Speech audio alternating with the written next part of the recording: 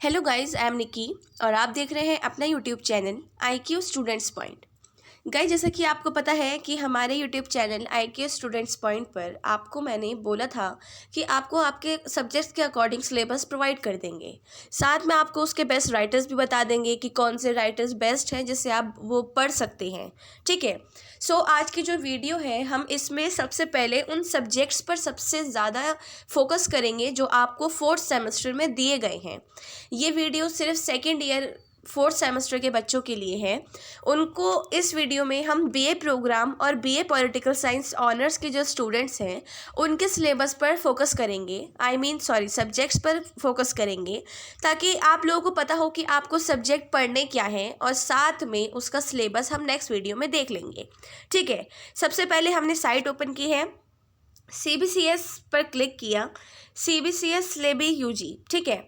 अब आप यहाँ देख रहे हैं ये BA programme, BCom honours, BA honours political science, BA honours English, इन सब का आपको यहाँ दे रखा है। अब ये फर्स्ट सेमेस्टर का दे रखा है। हम सबसे नीचे आ जाते हैं, ये आपका आ गया फोर्थ सेमेस्टर। ठीक है। अब आप फोर्थ सेमेस्टर पे पहले यहाँ पर देखो, आपके डिसिप्लिन कोर्स दे रखे हैं, स्किल एनहेंसमेंट दे रखा है और MIL में दे रखा है NE1 का।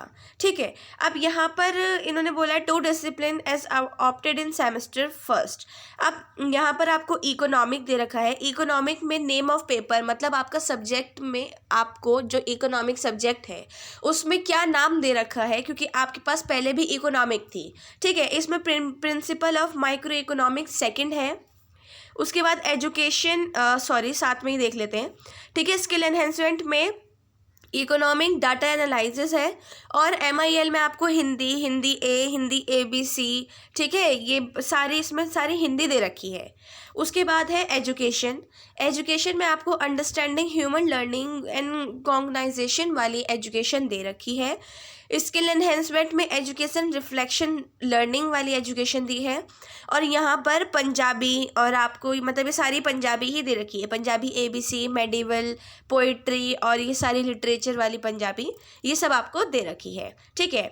नेक्स्ट है इंग्लिश में आपको लिटरेसी और ये लिविंग लिटरेचर वाली ये सब इंग्लिश दी है।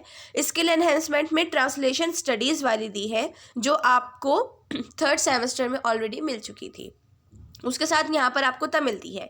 ठीक है। हिंदी आपको दिया है, और यहाँ पे कौन सी हिंदी है, अन्य गद्य विधायन वाली हिंदी आपको दी गई है। ठीक है। स्किल एनहेंसमेंट में हिस्ट्री दी है, आर्चिव्स एंड म्यूजियम वाली, और यहाँ पे उर्दू दी है। ठीक है। नेक्स्ट है हिस्ट्री ऑफ इंडिया 1700 से 1950 वाली जो हिस्ट्री है वो आपको फोर्थ सेमेस्टर में दी गई है। उसके बाद स्किल एनहेंसमेंट में संस्कृत दी है, इंडियन आर्किटेक्चर सिस्टम, और MIL में not for student taking the same paper as DSC। ठीक है। इसके साथ economics political science comparative government and politics वाली दे रखी है, जो आप लोगों के पास एक तरीके से थर्ड सेमेस्टर में मेन कोड था। अब साथ में नीचे देख लो, मैथमेटिक्स है, NHE है, पॉलिटिकल साइंस है, संस्कृत है। ठीक है। मैथमेटिक्स एनालिसिस दे रखी है, NHE public health nutrition, political science में आपको इंटरनेशनल रिलेशंस पढ़ाए जाएंगे, और संस्कृत में संस्कृत ग्रामर। ठीक है। अब ये था आपका BA प्रोग्राम का। अब यहाँ बात आती है पॉलिटिकल ऑनर्स के स्टूडेंट की।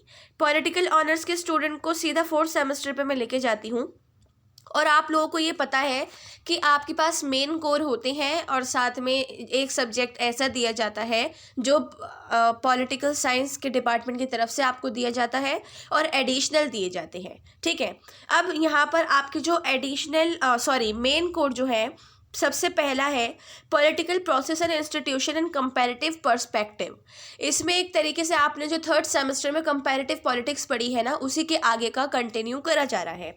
Public policy and administration in India, public administration जो आपने पढ़ा था थर्ड सेमेस्टर में, उसी सब्जेक्ट को आगे कंटिन्यू कर दिया गया है। और नेक्स्ट है ग्लोबल पॉलिटिक्स, इंटरनेशनल रिलेशन जो पढ़ा था उसकी जगह अब ग्लोबल पॉलिटिक्स आ चुका है। सो आप लोगों को ये पढ़ने हैं।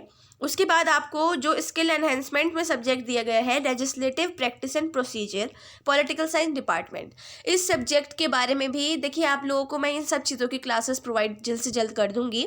उससे पहले इसका सिलेबस देख लेंगे, बेस्ट राइटर्स देख लेंगे, ताकि आप लोगों को पढ़ने में और ज़्यादा ईजी हो सके।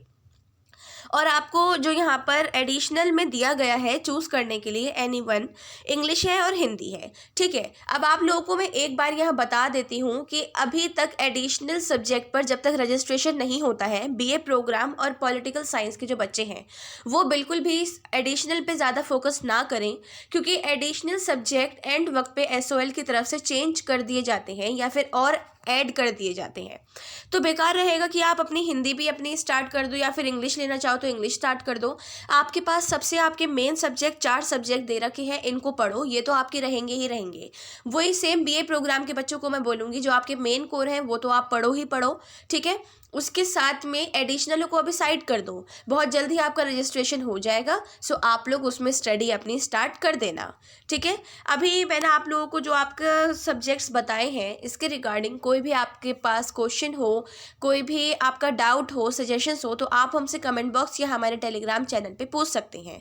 और मैं आपको अगेन रिपीट कर रही हूँ कि 1-2 दिन में मैं आपको आपका सिलेबस हिंदी और इंग्लिश दोनों में प्रोवाइड कर दूँगी और साथ में इसके बेस्ट राइटर्स भी मैं आपको बता दूँगी, ठीक है students. So thanks for the watching and best of luck all.